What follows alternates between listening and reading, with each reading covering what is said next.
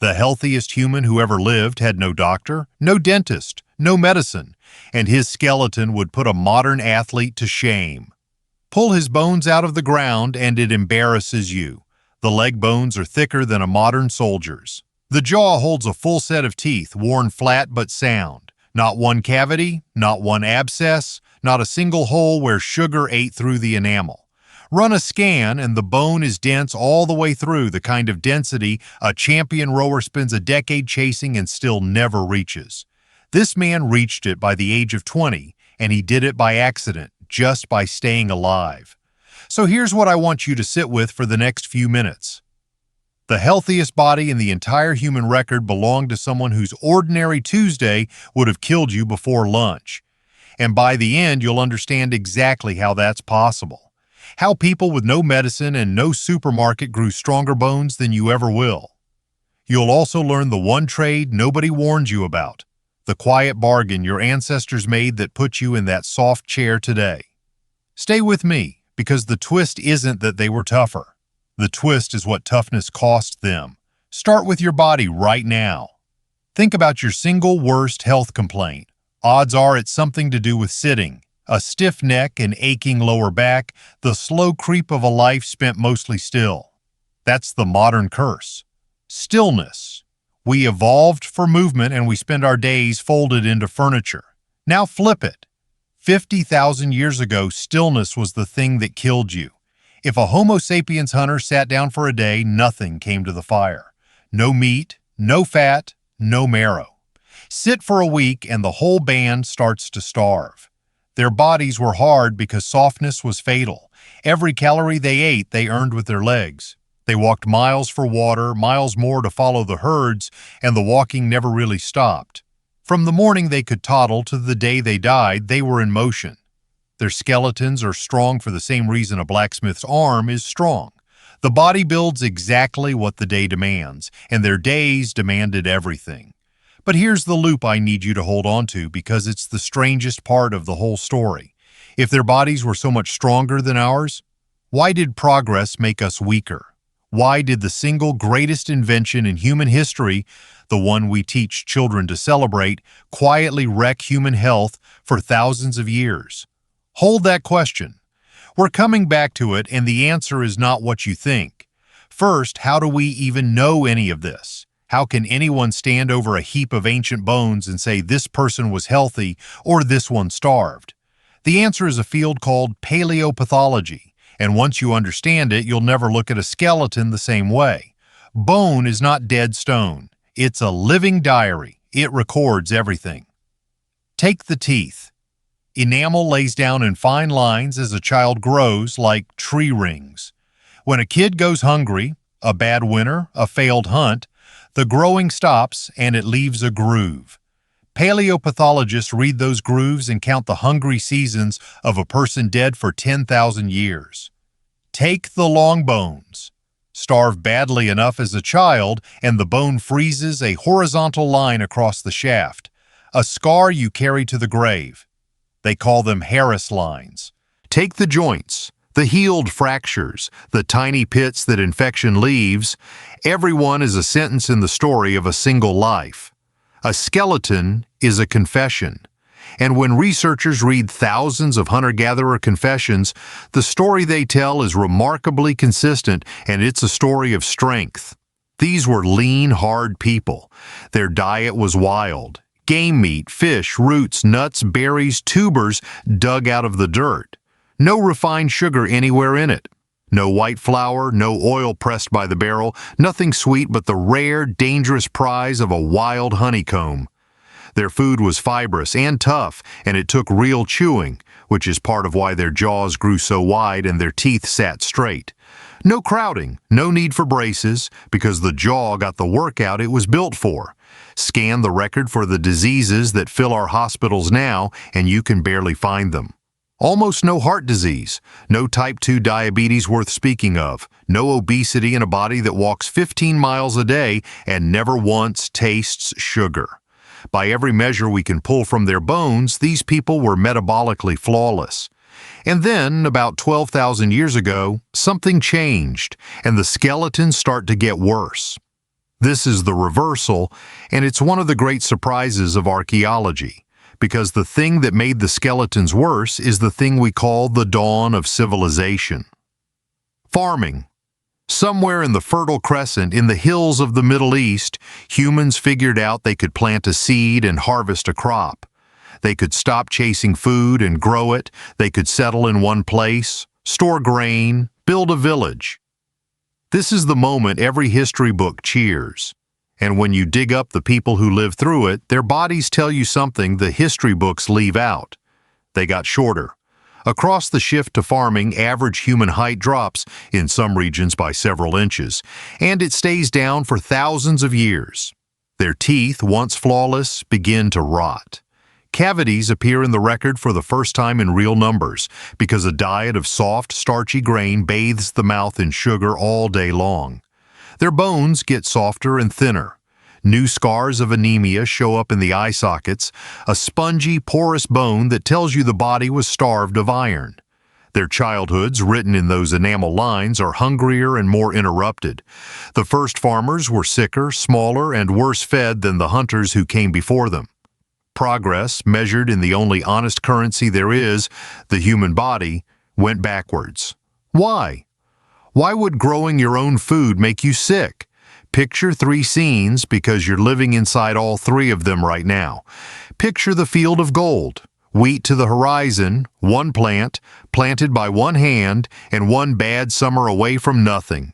The hunter had eaten dozens of wild foods, so when the berries failed, the roots carried him, and when the roots failed, there was fish.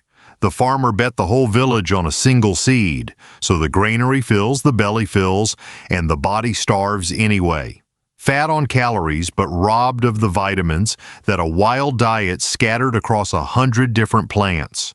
Full and hungry at the same time. That's the first scene. Now picture the crowd. For the first time in human history, hundreds of people are living pressed together in one place and pressed right up against their animals, sharing walls with cattle and pigs and chickens breathing the same close air. To a disease, that village is paradise. Measles, smallpox, influenza, tuberculosis, plague after plague steps across from the herd into the human, and the crowd hands it a body, then another, then 100 more. The hunters had been spread thin across the whole land, always moving, and a germ that landed on them starved for a host. Settle down, crowd in, and you build the disease a highway. That's the second scene. And now picture the storehouse, the granary, heaped with grain, the very symbol of a people who've beaten hunger. Look closer. In the shadows behind the sacks, the eyes, rats, mice, the fleas and worms that ride along on them, feasting on the surplus, fouling it, living in the walls of a settlement that no longer walks away from its own waste. The wandering band left its filth behind with every move. The village slept on top of it. One crop, one crowd, one horde the vermin loved. That is the recipe that quietly poisoned the health of our species for the sake of feeding more of us. So don't imagine the hunter's health was free. It was the most expensive thing they owned, and they paid for it every single hour. Think about what staying alive actually cost. There was no tap. Water meant a walk, sometimes miles, carrying it back in a skin or a gourd. There was no store of food you could lean on for long. A run of bad luck, a herd that moved on, a winter that came early, and the whole band tightened their belts and hoped. There was the cold, real cold, the kind that kills a wet body in an afternoon so the fire could never fully die and someone always had to tend it through the freezing dark. And there was the wound. A gash on the leg, a bite, a broken bone out on the hunt. And no antibiotics, no stitches, nothing between them and an infection that could turn a scratch into a grave. Their strength wasn't a lifestyle. It was the toll the world charged them just to see another morning. But here's the beautiful thing about pressure. Pressure invents. Squeeze a clever species hard enough and it makes something new. And out of all that danger, our ancestors built the very first medicine. They learned the land like a pharmacy. Willow bark for pain and fever. the same compound we'd later purify into aspirin. Plants to stop bleeding, plants to loosen a sick gut, poultices of leaf and clay pressed onto wounds. And we know they used them because the evidence is written in the same bones. Archaeologists find fractures, broken arms, cracked legs that were set and healed clean and straight. You cannot heal a break that well by luck. Someone splinted it. Someone held that person still and fed them and carried them while the bone knit. And then there's the Iceman, the 5,000-year-old body a couple found melting out of an alpine glacier. In his gear, he carried birch fungus, a mushroom with real antibacterial and anti-parasite properties. And when scientists examined his gut, they found exactly the parasite that fungus fights. He was carrying his own medicine into the mountains. That is not a brute.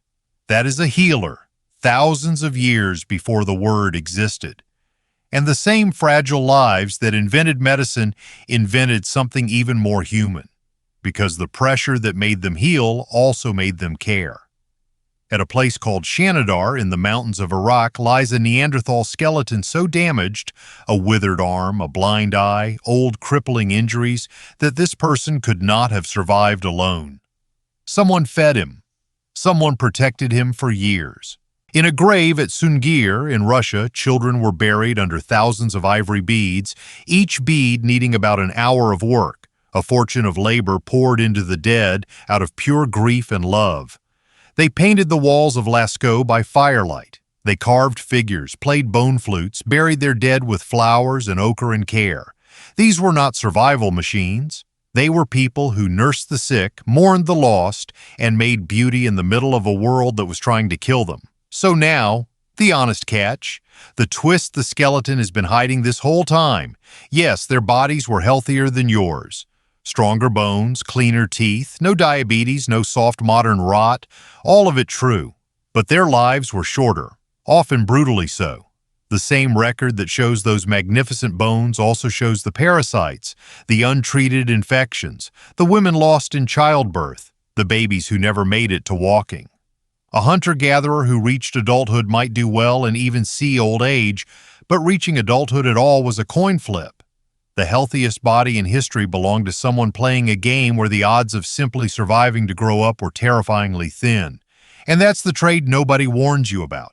We didn't get weaker by mistake. We made a bargain. We traded away some of that raw, hard-earned toughness, the dense bone, the flawless teeth, the lean and hungry strength, and what we bought with it was time. Vaccines and clean water and set bones and stitched wounds. The plain, unglamorous miracle of surviving the things that used to kill us in an afternoon.